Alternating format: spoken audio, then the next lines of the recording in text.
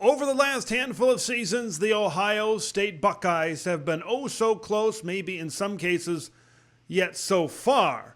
But they left nothing to chance entering the 2024 season, putting together one of the best rosters in Ohio State history. Is it national championship or bust for the Scarlet and Gray? Dan Hope of 11 Warriors joins me next to preview all things 2024 Ohio State Buckeyes football. From LA to Piscataway, all Big Ten all year long. This is Big Ten 10.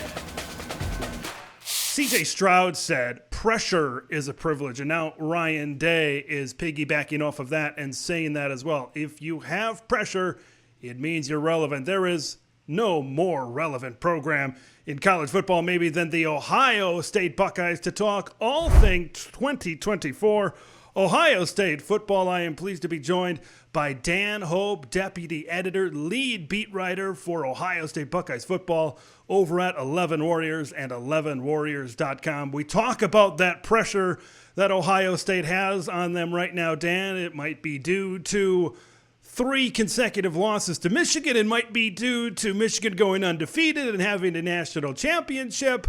And also Urban Meyer and Jim Tressel, what they've said lately in the media maybe isn't helping things as well, saying this might be the best Ohio State rosters that they had, maybe even better than what they had in their runs, both Jim Tressel and Urban Meyer. I want to talk to you. You've been covering Ohio State football for the last 7 years. I'm sure you've been following it much longer as a fan of this program. Where do you see this roster? Where do you think this roster fits in among some of the great teams that Jim Tressel had and Urban Meyer had, of course, national championships in 2002 and 2014?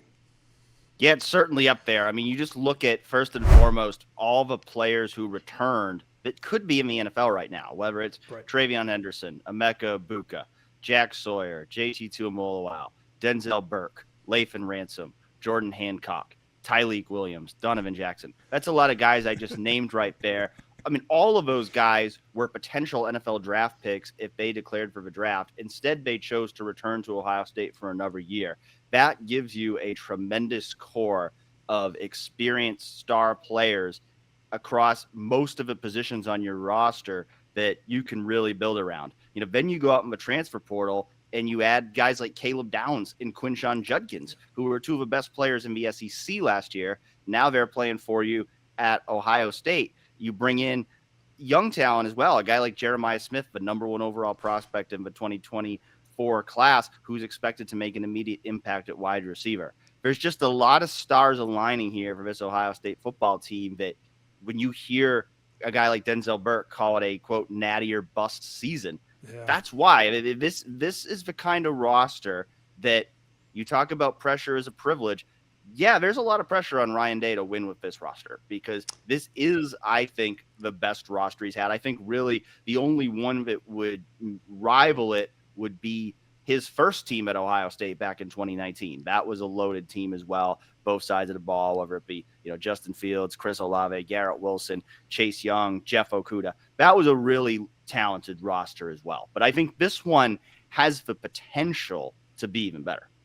You know, when we do these Big Ten previews, of course, most of the time we start on the offensive side of the football. It's generally the side of the ball that carries more headlines and more attention. But, man, I got to talk about defense. We got to talk about defense to start this thing off. Jim Knowles has done a tremendous job since becoming the defensive coordinator. They have progressively climbed the mountain to maybe the best defense in college football. And when you talk about this Ohio State defense, you got to talk about what might be the best defensive line in college football. Of course, you mentioned the guys that could have gone pro, but that are coming back. Of course, JT Tuimoloau, 2-time All-Big Ten.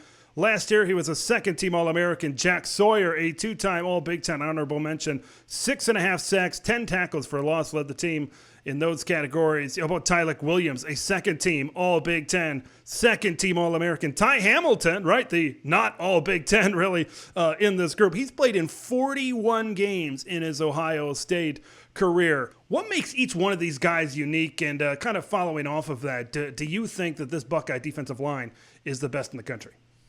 Yeah, I think it is, because I think you've got 3 guys in that group in Tyleik Williams, Jack Sawyer, JT Tuimoloau, who are going to start the season in that All-American conversation. I mean, Tyleik's a guy who really had a tremendous year last year, played a very rare amount of snaps for a defensive tackle, despite being 325 pounds, and just his ability to be disruptive in the middle of that defensive line was something that I think really made him a big spark plug for that defense last year and is going to continue to be the case this year. Jack Sawyer is a guy I think really came on strong at the end of last season. Yeah. The last 3 games of the year in particular had a lot of sacks, a lot of tackles for loss. If he can play at that level all year long, he will be an All-American. And then JT Tuimoloau is a guy who I think hasn't quite had the statistical production that maybe people have expected from him yet, but he's still been a 2-time first-team All-Big Ten player already. We've seen it the last 2 years against Penn State. When he really is at his best, he can take over a game. And so you've got 3 guys right there who I think are absolutely among the best defensive linemen in the country. And then Ty Hamilton, to your point, Larry Johnson called him this spring a, quote, sleeping giant. I think he's a guy who's not going to get the headlines because of a talent around him, but I think he's a really solid one-technique defensive tackle in there. Another guy who I think at the end of last season didn't get as much attention as Jack Sawyer, but he also elevated his game down the stretch of a year and really played the best football of his career in the second half of that 2023 season. And you look at his older brother, Devon Hamilton. They've had a very similar trajectory in their career at this point, where first few years were pretty quiet. They were just kind of rotational players. Kind of fourth year started to round out into more consistent starters. And then as a fifth-year senior, Devon really took off, and he ended up becoming a third-round NFL draft pick. And I think people inside the Woody Hayes Athletic Center feel like Ty Hamilton has that same kind of potential. You know, I want to go to the next level of this defense at the linebacker group. There's a couple of position groups. I refuse to use the word weakness because this entire team is strong from top to bottom, but maybe there are a few question marks because when you look at linebacker, they are replacing 2 stalwarts in the middle of that Buckeye defense. Of course, Tommy Eichenberg, the linebacker of the year in the Big Ten Conference last year. He's a two-time first-team All-Big Ten type of performer. Steel Chambers, a third-team All-Big Ten last year, 83 tackles for Steele last year. He led the team. How about Sonny Styles? This is the Caleb Downs effect. We'll talk about him in just a minute. When he comes in at safety, you move Sonny Styles back down to linebacker. These are kind of some of the guys now that are going to make an impact this year. Cody Simon is really expected to step up into that leading role for Ohio State. 5-star CJ Hicks is a guy that a lot of people around the Woody have been really excited about. Maybe he steps up and becomes a bigger part to this defense. How do you view this linebacker room? Because they are smack dab in the middle of maybe the best defensive line and the best secondary in the country. Yeah, I would definitely not call it a weakness. I think, the defensive line and the secondary, those are the strengths of this defense. But, this is a linebacker group that I think has high upside as well. Like you said, Cody Simon's a guy who I thought, honestly, in the second half of last season, I thought he was Ohio State's best linebacker. He wasn't that full-time starter last year, but I thought the way he came along down the stretch of last season, he proved that he's a guy they can count on to be that Mike linebacker in the middle of a defense this year. And then the 2 guys competing for the other starting spot were 2 of the top recruits in their recruiting class in Sonny Styles and CJ Hicks. Sonny Styles already has a ton of playing experience at safety, but he's always kind of had that linebacker body. I think it's a very natural transition for him to move to linebacker, play at that level, and really has an ideal kind of physical skill set for that will linebacker position. And then CJ Hicks is a guy who was a top 10 overall prospect in his class. Hasn't played a lot yet, but there were signs this spring that, the light bulb was coming on for him and that Ohio State feels like he's going to be ready to play a much bigger role this year. So I think between those 3 guys and then some solid depth guys like Gabe Powers and Arvell Reese as well, I think there's reason to feel good about this Ohio State linebacker core. Not going to be the standout unit of the defense by any means because of how good the front line and the back line is, but I think this linebacker core is very capable of being everything Ohio State needs it to be to have the best defense in the country. They certainly just need to do their job.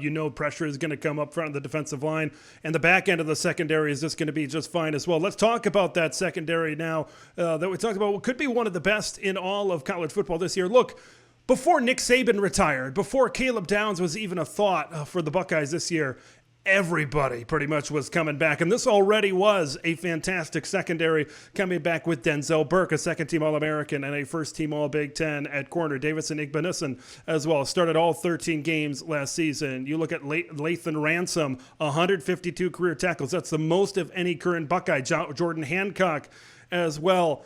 And then you take that, and then you maybe bring in the best defensive player in college football in Caleb Downs that can play all over the football field. What effect does having this top secondary, this lockdown type of secondary, really have on the rest of the defense, the D-line and linebackers we talked about already?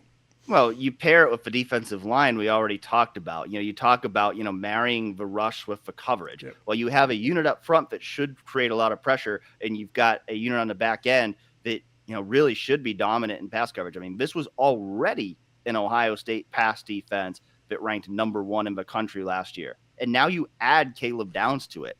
For about 2 weeks there in the offseason, you would have thought probably the one question mark on this defense was going to be that free safety spot. How is Ohio State going to replace Josh Proctor? And then they brought in the best possible solution to fill that need by getting Caleb Downs. And so it really is an embarrassment of riches in that secondary. I mean, a guy like Jermaine Matthews Jr., I think would be starting at corner for any other team in college football. And he's coming off the bench in this secondary because Denzel Burke, Davison Igbenusson, and Jordan Hancock all came back. The amount of talent that Tim Walton has put together in this Ohio State secondary, it's absolutely loaded. And I think when you pair it with the pieces in front of them, there's no reason to think Ohio State shouldn't have the best defense in college football this year. I mean, you mentioned where Ohio State was from a defensive standpoint last year, and then you bring everybody back and add Caleb. Embarrassment of riches. That is the trio of words of the day, certainly, when you talk about Ohio State, what Jim Knowles has on defense. Embarrassment of riches on offense as well, as we kind of shift gears a little bit. Here they are back together again after all these years, Ryan Day and Chip Kelly once again. Now, Ryan Day giving up play calling, and first it was Bill O'Brien, then he took the head coaching job at Boston College.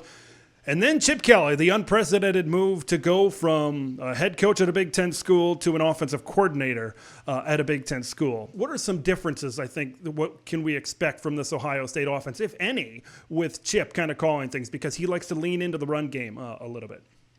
Yeah, I don't think that the offense will look fundamentally different than it has because of the fact that Ryan Day's offense is a deviation off of Chip Kelly's offense. Right. Chip Kelly was the guy who taught him offensive football, and his own system is based off of what he learned from Chip Kelly. So Chip Kelly is not coming in to reinvent the wheel here. This is just kind of like we just talked about with Jim Knowles and how he can add some new wrinkles to the defense. I think it's going to be the same thing with Chip Kelly on offense. And I think the benefit of this is now you have an offensive coordinator who can spend all of his time focusing on how to make the offense better. I think the challenge that Ryan Day ran into, particularly in the last couple of years as NIL and the transfer portal became bigger things, was he's trying to run the offense. He's trying to come up with an offensive game plan every week. But he has so many other things on his plate. And I think you saw it in some of those big games where maybe it came back to bite Ryan Day because he just didn't have enough time to fully devote to coming up with the best offensive game plan possible. Now that he has Chip Kelly, somebody who he fully trusts to take on that responsibility, now, Chip Kelly and Jim Knowles, I mean, they're both the kind of guys, they're football junkies. They love just coming up with new plays, new schemes. You're going to have two coordinators who are working every week to try to find what's that little edge, what's that one little thing that we're not doing yet that can make us better. And I think that having that on the offensive side of a ball, I think is going to be a really good thing for the Buckeyes. Boy, that CEO role is important now more than ever as the head coach. And it's really difficult to really balance that if you are the coordinator as well. We'll see if Lincoln Riley maybe in the future leans into that problem and maybe that solution, I should say, that Ohio State was able to find with the coordinator coming in. Let's talk about quarterbacks. Kyle McCord transferred out. Will Howard transfers in, and they've got, once again, an embarrassment of riches. Maybe the best quarterback room in the country. Lincoln Keenholz stayed. Devin Brown stayed. You got Aaron Nolan. Julian Sayin came in after Alabama, after Nick Saban retired from Alabama, after that portal window was open. Now, is this going to be a battle of any kind? It seems like Will Howard was brought in for a reason, but Devin Brown sticking around to maybe push Will Howard a little bit, and how do you see Will Howard, if he is indeed the guy that's going to lead Ohio State? What is it about his skill set that really meshes in with what Chip Kelly wants to do? Yeah, you're certainly right that Will Howard was brought in to be the starter. Now, I can't sit here with 100% confidence right now and tell you that Will Howard will be the starter, because I don't think he did enough this spring to fully lock that job down. I think there were some growing pains for him this spring as he got used to the Ohio State offense, started working with Ohio State receivers. Now, I think it's still his job to lose because of the fact that he has those 27 games of starting experience. None of the other quarterbacks on the roster have that. And like you said, they wouldn't have brought him in if they didn't think he was going to be the guy. So I think, he's still most likely going to be that guy who's running out on the field to take the first snap against Akron in the season opener. But I don't rule out the possibility that we could see someone else start games for Ohio State this season because, like you mentioned, Devin Brown's still there. Devin Brown's a guy who's a really talented quarterback going into his third year at Ohio State. And then, Julian Saint's a guy who came in this spring and they loved what they saw, and they are really excited about his potential for the future. So is the plan for Julian Saint to start immediately as a freshman? No. If, let's say, Will Howard struggles during the season and they feel like they need to make a change, do I think it's in the realm of possibility that we could see Julian Saint become Ohio State starting quarterback by the end of the season? I'm not ruling that possibility out. I think a lot of it's going to depend on whether Will Howard lives up to expectations, whether Will Howard can really lock down that starting quarterback job with consistently effective play. Now, the good thing with Will Howard is, to your point about how he fits into the offense, is he's a great running quarterback. And that's one thing, if you look at what Chip Kelly has done throughout his career, he's far more often than not had quarterbacks who can run the football. And that's something that both Chip Kelly and Ryan Day have said this offseason, is that they plan to run the quarterback more. They realized that, the past few years with Kyle McCord not being much of a running threat, with Ryan Day basically telling CJ Stroud not to run the ball, that took something away from their offense. And so they want to have that running threat at the quarterback position this year, and Will Howard is capable of providing that. Will Howard excites me about blending in with Chip Kelly, and then you got to talk about this backfield once again, those three magical words: embarrassment of riches. Trevion Henderson returns. We know what he can be when he is healthy. Those are the key words there when talking about Trevion. But when you look at Quinshon Judkins coming in from Ole Miss, back-to-back seasons, over 1,100 yards in his freshman and sophomore season, 15 touchdowns. He was a first-team All-SEC running back. They form, most likely, at least in my opinion, the best, most talented backfield in all of college football this season. Now, there's only one football to go around, unfortunately, maybe for these guys. How do you expect both of these talents to be used in their fullest and really realize the potential for both of these guys within this offense this year? Well, I think the good news is, if this is an Ohio State team that has national championship aspirations, that means they could be playing as many as 16 or 17 games. And so there's going to be plenty of carries to go around over the course of a season. And I think one of the big things that Ohio State is stressing, not just at running back, but at all positions this year, is they need to have depth because of the fact that they could play more games in a season than they've ever played before. You need to have depth. And so I think they really like the fact that they don't necessarily have to just lean on one running back to run the ball all game. They have two guys that they feel equally confident in that can share the load with one another. And so, I think that, both these guys are certainly going to see a starters type workload of carries, regardless of who ends up being that first running back on the field.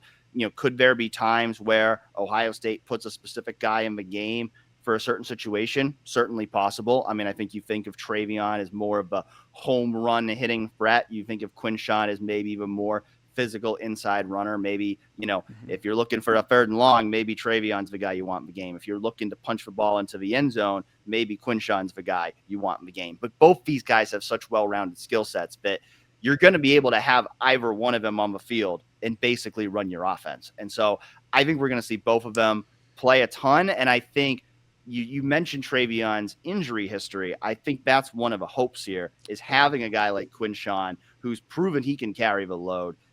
That takes some strain off of Travion and allows you to hopefully keep him fresh, keep him healthy for that stretch run of games when you're really going to need him. You know, there's been a lot of talk about this run game with Will Howard and what he can do with the two backs that we just talked about, and then Chip Kelly and how he wants to call this offense. You know, this is still an elite wide receiver room, right? Of course, with even though you lose Marvin Harrison Jr., right? Of course, a supremely talented receiver and put up 3 phenomenal seasons for Ohio State. This is still one of the best in the country with Emeka Egubka coming back and Jeremiah Smith. We'll maybe talk about him more here in just a little bit. Just the talent that he coming out from the state of Florida as a true freshman, just an athletic freak. Carnell Tate, Brandon Inniss, like these are all guys that were highly recruited, highly ranked wide receiver. We saw bits and pieces of Carnell Tate last season as well. Now we feel like Emeka is that guy that's the number one in this offense. How do you think 2, 3, and 4 kind of shape out? Because there are maybe some questions as to who's going to step up into maybe some of those big production roles alongside Emeka Egubka. Yeah, I think all 3 of those guys you named are going to play a lot this year, those being Carnell Tate, Brandon Inniss, and Jeremiah Smith. I mean, Ohio State's really high on Carnell Tate and what it saw from him last year. You know, he's a guy that they were just extremely impressed by what they saw from him on the practice field. And I think the expectation is now that he's got a year under his belt, now that Marvin Harrison Jr. is gone and Julian Fleming's gone and Xavier Johnson's gone, that he's really going to have that opportunity in year 2 to take off. We've seen a lot of wide receivers at Ohio State in recent years, whether it be Marvin Harrison Jr., Emeka Egubka, Jackson Smith-Njigba. We've seen a lot of guys in year 2 at Ohio State really make that big jump and become a star. And I think Carnell Tate's a guy that they certainly feel like has the potential to do that. I think they're very high on Brandon Inniss as well. He didn't play as much as Carnell Tate last year, but you know, he's a guy, came in the summer last year, so he was a little bit behind Carnell in terms of his readiness to play as a freshman. But his skill set, and the thing you're going to hear everybody talk about Inniss is how competitive he is. He's a guy that, you know, he's just going to go really hard out there every rep. And I think he's a guy who kind of has that Jackson Smith-Njigba-esque kind of skill set to be a really impactful player in the slot. But Jeremiah Smith, I mean, I think for him, I think he's going to be a starter right away, and I think he's going to make a major impact right away because what we saw from him this spring, I mean, he just did not look like an early enrollee freshman out there. He looks like a guy who's ready to go be one of the best wide receivers in the country right now. And I mean, you talk to people around Jeremiah Smith, and they think, you know, Chris Olave, Garrett Wilson, Jackson Smith-Njigba, Marvin Harris Jr., Emeka Egubka. They think this guy is going to be better than all of them. Like that's really what people at Ohio State think, that this guy is going to be the best wide receiver that's ever come through Ohio State. That's an extremely high bar to set for a kid. And I'm not sitting here and telling you right now I think he's going to be the best wide receiver in the country as a freshman, but I think he's going to make an immediate impact. And I think that his ceiling is incredibly high. And I think what he showed this spring is that he's too talented not to play a big role right away. It's insane to me. You don't see many players come in their true freshman season and say, yeah, your ceiling, you can be the best player in the country at your position. Jeremiah Smith could certainly be that guy. Let's talk about the tight end position, because I think maybe an unsung hero of this Ohio State offense, Cade Stover, really. You know, everybody talked about Marvin Harrison Jr. and, you know, Travion Henderson and all that, but Cade Stover was a very productive tight end in this Ohio State offense, but maybe still some questions, right? When you lose a guy like Cade at the tight end position. We've talked about Chip Kelly's offense. How do you think that this tight end group really blends into how Chip maybe wants to use this group on the field?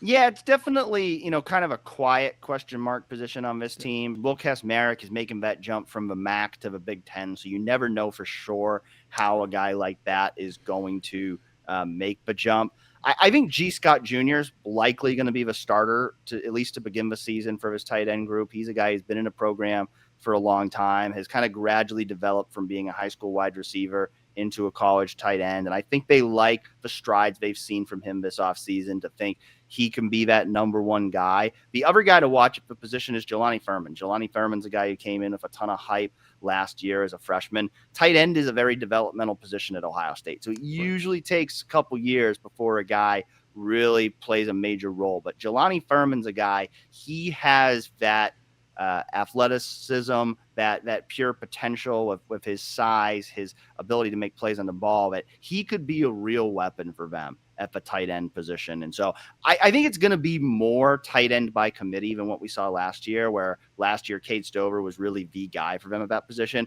I think it's going to be a combination of G. Scott Jr., Jelani Furman, and Will Kasmarek, regardless who ends up being the starter. I think you're going to see all three of those guys get that share of playing time. We know Ohio State likes to use a good amount of 2 tight end sets anyway, and that's certainly not going to change with Chip Kelly coming in. And so I think all 3 of those guys are going to play a role. I think the question is, do they have one guy in that group that they can consistently rely on to be that guy in both the blocking and the passing game? I don't know if we know that yet, but I think based on what they've seen from G. Scott in terms of his development, what Will Kasmarek was able to do at Ohio, and the upside Jelani Furman has, I think there's reason to be cautiously optimistic about that group. So let's talk offensive line. In some circles, maybe there's some more question marks than others, but this is still an offensive line that returns 3 starters. They do bring back both their starting tackles from last year in Josh Simmons and Josh Fryer, as well as starting left guard in Donovan Jackson. They actually bring back starting center Carson Hinsman as well, but it looks like Seth McLaughlin, after coming in from Alabama, will replace him at that center spot. Hinsman really one of 3 candidates who could still end up being that starting right guard, along with Tegra Shabola and Luke Montgomery. Now, I think the thing about this group when we talk about returning starters is I think, that sounds great, but the problem was this was not a very good offensive line last year. So those returning starters have to be better than they were a year ago for this offensive line to be what Ohio State needs it to be. Now, with that being said, when Donovan Jackson's at his best, he can be one of the best guards in the country. I think Josh Simmons was a guy who quietly improved a lot over the course of last season, and I think his upside is very high if he can shore up some of his technical issues, penalty issues that he's had in the past.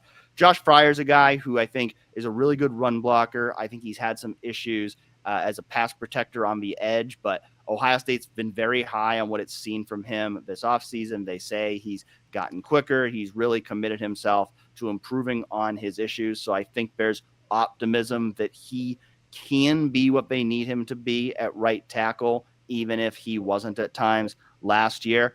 Seth McLaughlin's a guy who has a lot of experience at Alabama. Did, of course, have some snapping issues in the Rose Bowl against Michigan, but Ohio State hasn't seemed very concerned about that. They say it hasn't shown up on the practice field, and so I think they feel like he can give them a veteran presence that they need at that center spot. Right guard, definitely a big question mark right now in terms of there not being a solidified starter there, but I think they do have a few promising candidates between Tegra Shabola, Carson Hinsman, and Luke Montgomery that, they have hope that one of those guys is going to emerge as a steady starter there. I still think you probably would have liked to see Ohio State be able to land one more high-level transfer on this offensive line to really shore things up. I think this is, without a doubt, the biggest question mark on the team, just like it was going into last year. But because they are bringing back a lot of guys who are more experienced than they were a year ago, I think there is reason to be hopeful that this offensive line will be better than it was a year ago. Do I think it will be an elite offensive line? Probably not. Can it be good enough to get the job done with all the pieces Ohio State has around them for Ohio State to be a championship team? I think there's reason to be hopeful that it can get there. I think Ohio State is going to have an advantage on the lines. I think for a majority of their games now, when we look at the schedule and some of those games where they might be facing a pretty formidable opponent on the other side of the lines, those are the games that you certainly look for that are going to be a challenge for Ohio State this year. No Big Not Conference challenge, but when you look in conference, of course, you got the game at the end of the year against Michigan. You have to go to Happy Valley to take on the Penn State Nittany Lions. We know how well those teams are built up front, but everybody's got that October 12th game circled, that new conference game going to Autzen Stadium to take on the Oregon Ducks. Some people are calling that the game of the year, maybe not only in the Big Ten, but all of college football. football. It's going to shape the Big Ten championship race. It's going to shape the college football playoff championship race as well. What is it about this Oregon Ducks team that maybe presents some new and different challenges to Ohio State this year? Well, I think they're the team that's the most complete team in the conference outside of Ohio State, to where they can really challenge Ohio State on both sides of the ball. I mean, I think you look at any other team on their regular season schedule, Ohio State's defense in particular is going to have an advantage over pretty much every other offense that they face this year. I think Oregon has the potential to have the best offense in the Big Ten, with Dylan Gabriel coming in at quarterback, Evan Stewart joining Tez Johnson in that receiving core, a couple of really good running backs, a strong offensive line up front. I think Oregon has all the pieces really on both sides of the ball to be one of the best teams in the country. And so I do have that game circled. I think it's a Big Ten championship game preview. I think we see them play twice. I think we see them return, both of them, to Indianapolis and meet in the Big Ten championship game, because I think they're the two most well-rounded teams in the conference. And if I'm looking at what's the one game that's most likely to trip Ohio State up in terms of an undefeated regular season, I do think it's Oregon, especially when you factor in Ohio State having to make that cross-country trip to Eugene. This is more confirmation, really, than anything. I think I got a pretty good idea of what the answer to this is going to be, but I'm going to ask it anyway.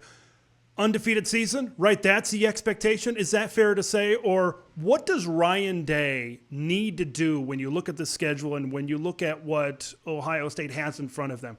What does he need to do to kind of ease some of this pressure? What level does he need to get to this season? First and foremost, beat Michigan. That's the simple answer. I mean, that's really it. 2 words. That's the simple answer. First and foremost, beat Michigan. He has to beat Michigan, because that is the big cloud that's over his head right now. I mean, certainly, the aspirations are national championship. I mean, with this roster, anything other than a national championship is going to be seen as a disappointment in Columbus this year. But the number one thing that Ryan Day has to do this year is beat Michigan. If Ohio State doesn't beat Michigan, then it better go win the national championship, or Ryan Day's seat is going to be hot, because that's how much this rivalry means to Ohio State fans. Losing 3 years in a row is bad enough, but if you lose 4 years in a row with this roster against a Michigan team that's expected to take a step back with a new coach and everything it lost, that would be a tough one to come back from Ryan Day.